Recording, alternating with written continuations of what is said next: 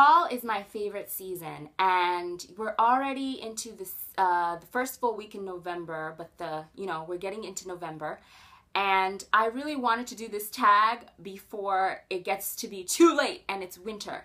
So I'm excited. I love the fall. Hello BookTube, my name is xoxo and I'm here with the Fall Time Cozy Time book tag. I think that's how you say it. Fall Time Cozy Time book tag. And the first question is, crunching leaves. The world is full of color. Choose a book that has red, oranges, yellows on the cover. And this was easy. And I chose Harry Potter and the Deathly Hallows by J.K. Rowling. And you can see it is incredibly fall appropriate. You got your reds, you got your oranges, you got your yellows, you got your fall browns and muted moss greens. And I mean, this book just screams fall, and with the creepy element to it, with this like very creepy Voldemort, you also have, you know, the Halloween element. And yeah, it's just very fall appropriate. Second question is, cozy sweater. It's finally cold enough to don warm, cozy clothing. What book gives you the warm and fuzzies? And when you're thinking about warm and fuzzies, I'm either going to go for a romance, just like a straight up, full out romance book, you know, something by Stephanie Perkins if I'm thinking about young adult books, or, you know, just a new adult book. A lot of those books have a lot of romance in them. Or I'm going to think of, you know, an older book that I haven't read in a while. And for that, I would go with The Great Gatsby. And I absolutely adore this book. I read it for the first time when I was quite young, when I was about 11 or 12 years old. And I love F. Scott Fitzgerald. He's one of my favorite authors of all time. So either I would read The Great Gatsby or I'd read something else by him. So yes. Number 3. Fall storm. The wind is howling and the rain is pounding. Choose your favorite book or genre that you like to read on a stormy day. My favorite genre to read on a stormy day is definitely fantasy. Fantasy or adventure, or fantasy and adventure.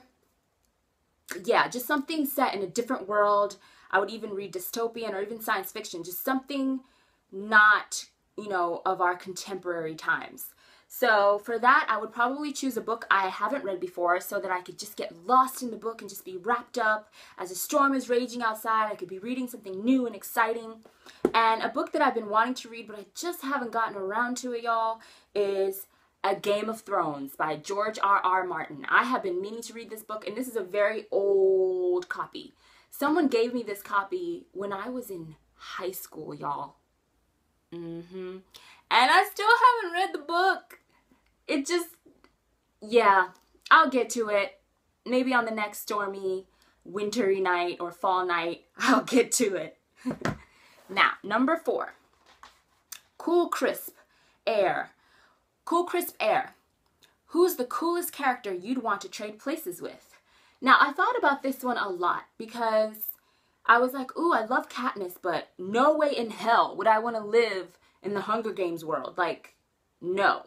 You know, same thing with Harry Potter. I adore him and Hermione and Ron, but I don't think I would want to live in that world either. I mean, there are the good parts of it, like the wizardry and Quidditch, anyone?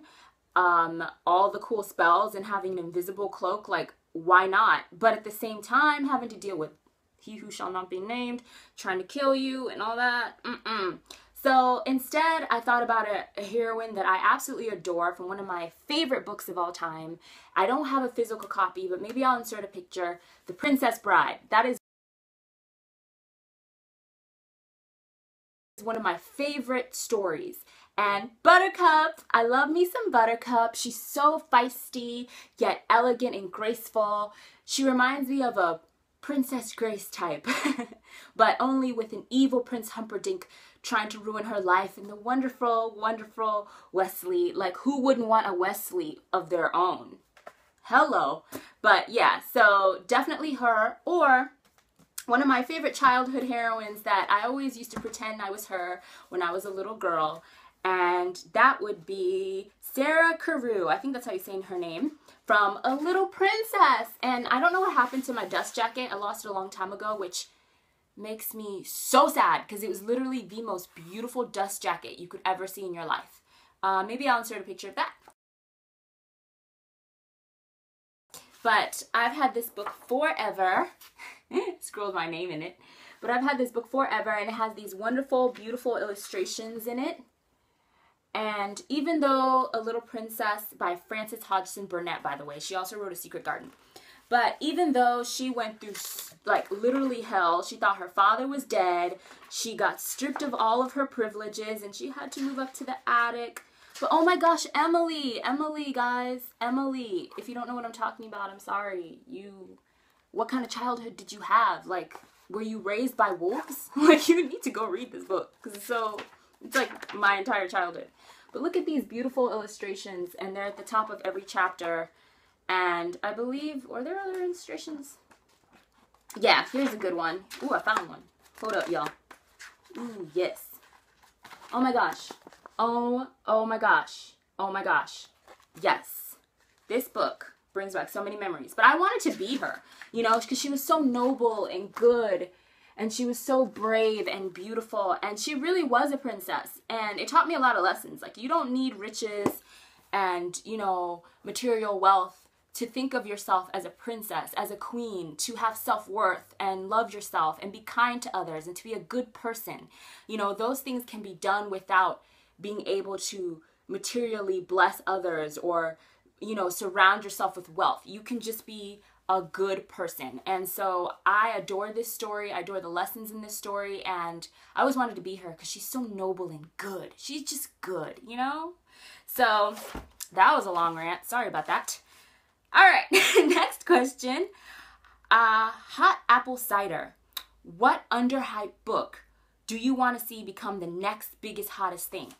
Now, this question makes me think about a lot of independent, sort of self-published authors. I read a ton of independent and self-published authors because I have an ebook, I have a ebook reader, I have a Kindle, and I adore my Kindle. I'm always downloading books, and I sort of have a type of personality where I'm always trying to find the next biggest thing in music and in my books. I like to find the next best authors, and I'm always exploring and finding new books to read. And one of my favorite independent authors right now is Tijan. I think I'm saying her name right. Either Tijan or Tijan. It's spelled T-I-J-A-N. And I love everything she's ever written. My favorites are her Fallen Crest High series. If you don't know what I'm talking about, please go to Amazon, look it up. But if you like raw, real, in-your-face, blunt, almost, you know, just very primal type of books, the main character is this kick-ass girl who doesn't give up. She is bold, brave, and she's also vulnerable and good and wonderful. I mean, just go check it out. The Fallen Crest series. Check her out. So that's an author that I would want to I want her to become the next biggest thing. I'd want her to get all the recognition that she deserves.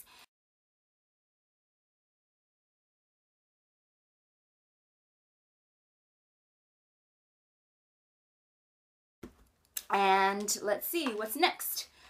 Coats, scarves, and mittens. The weather has turned cold, and it's time to cover up.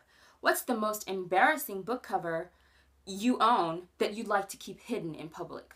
Y'all, I have so many embarrassing book covers, it's almost just, it's shameful. But the good thing is I have them all on my e-reader, so absolutely nobody knows, okay? They're all on my Kindle, and no one knows about it. When I'm reading this Kindle, you can't see nothing. Can't see nothing but some nice purple, you know, animal print. And I like to keep it that way. And I'm not even going to show you guys because no one needs to see that, okay? Keep your embarrassing book covers to yourself. Okay. Next, we have pumpkin spice. What are your favorite fall time comforts? Foods, drink? Fall time is a cozy time. Fall time, cozy time book tag. And in the fall time, excuse me, while I fix my hair. But in the fall time, I love anything pumpkin spiced. I'm a sucker for the pumpkin spice latte from Starbucks. I'm a sucker for pies, pumpkin pie, apple pie, almost any type of pie. I love the holiday foods, typical holiday foods. Ooh, excuse me. I love the holiday foods, the typical holiday foods. I also like anything warm. I adore tea, you know, chai tea, or, you know, just regular black tea, or lemon tea, or chamomile tea, or green tea, another one of my favorites. So I drink a lot of tea. I drink a lot of warm drinks. I used to drink a lot of hot chocolate, but not so much anymore. Now I just stick to either teas or, you know, my lattes from Starbucks, and, you know, just those warm, cozy comfort foods like pie. Pie is like the only thing I think of because I'm obsessed with pie, y'all. It's a problem. And warm, cozy bonfire. Spread the cozy warmth. Who do you tag? I can't think of anybody, so I guess I'll just list them. And I will have everyone I tag listed. Alright, and that is it. Thank you so much for watching. I will check you out in my next video. Bye, guys. Bye.